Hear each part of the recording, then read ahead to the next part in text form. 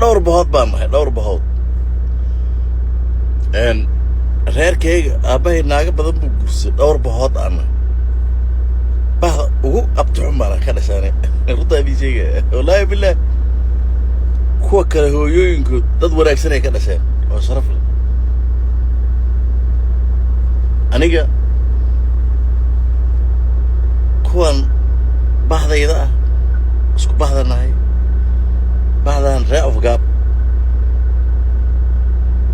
kuwa ugu abtixun waaye runtaa idin sheegaya haddaan joogi lahaa maalinka hooyaday aabbahay uu doonayay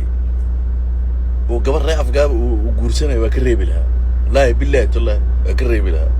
ha guursanin baan dhaha dadka kale guurso wallaahi billaahi haddaan joogi lahaa waa ka reebi lahaa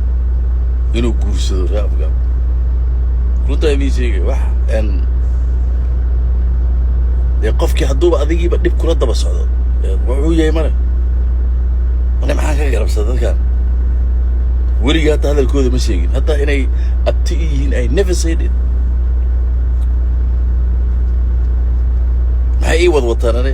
kuwa i yaqaaneen waay kuwa dadka igu soo dirayay saqajaannimo meel ay ka gaareen